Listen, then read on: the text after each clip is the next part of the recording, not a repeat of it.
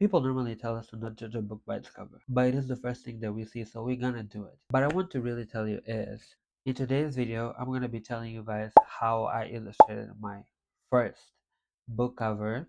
Commissions are open, you can get yours now for a great price.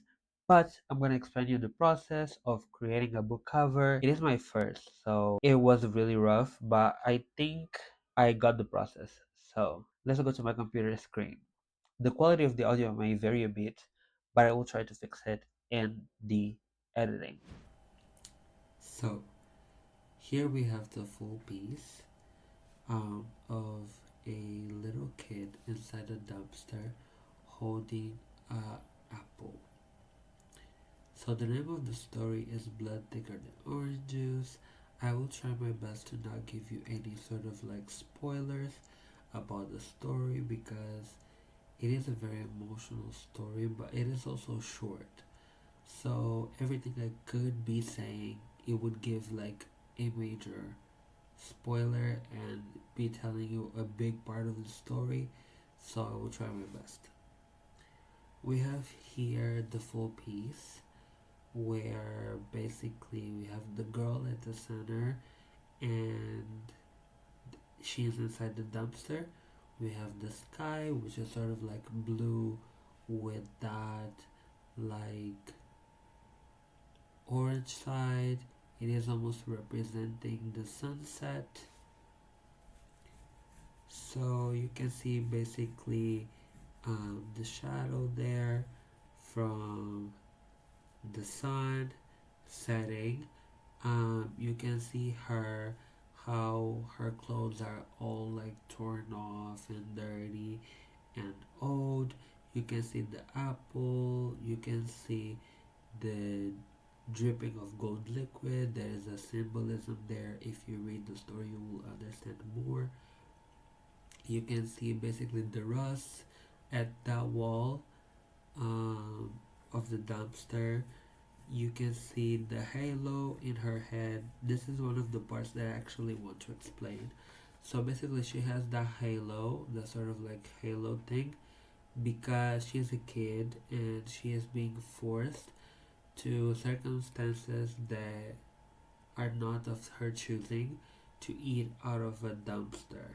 So that halo is basically to take off the guilt because we normally when we see like adults in poor situations in bad situations we assume it's their fault, but as a kid she needs to have some symbol of purity to allude to the fact that it is not her fault that she is eating out of a dumpster.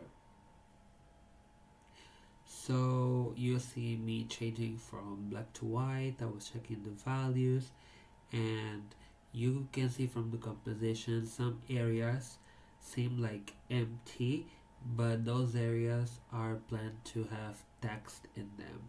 So if I have like a can there, a trash bag, if I have like something there, if I have a lot of clouds in the sky, that could interfere with the text that I want to put in there. So that's why I some areas look sort of unfinished, but it is because we'll have some text in there.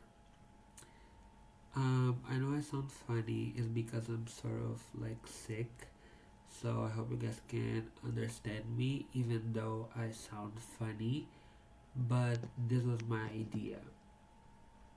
Now, what I will explain to you guys is a little bit explain now, show you the references of the rust on the walls, um, of the rust on the walls, of the bows. So the rust on the walls was sort of like a way of me to give some sort of like texture because I wanted the piece to feel balanced and not have all of its elements on one side. So the rust was a good texture just to also justify the light hitting there and showing more details. And then we have the clothes details. Even though I don't have a reference for the shorts, it was just something that I made without a reference, but they turned out okay. So that pose, I decided to put the one of the feet out as a way to also show a more like childlike pose, a more like innocent pose, because that is a pose that we normally see children in. And I also use that reference as a way to give them an idea of what areas to sort of like shade, but it was actually a good idea. So I went on Pinterest, and those are some of the images when I searched like needy kids and poor kids. So that gave me more of an idea of what to make and what to draw. And then there is this man with his dirty face.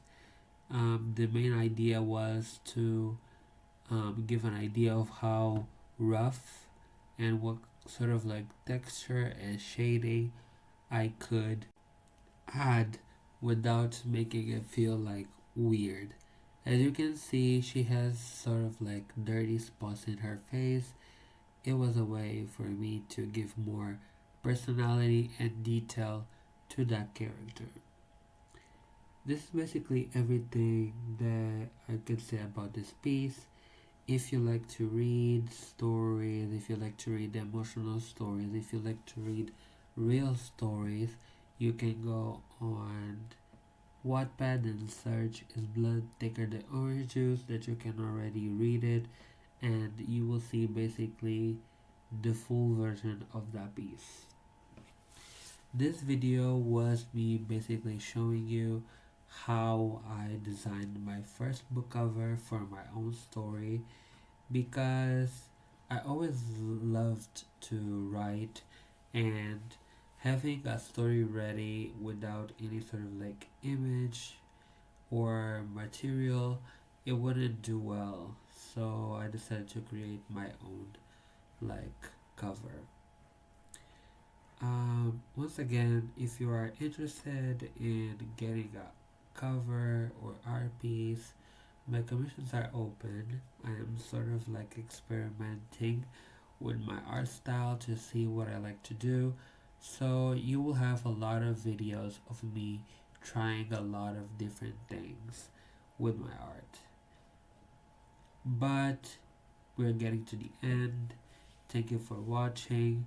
I hope you like the piece.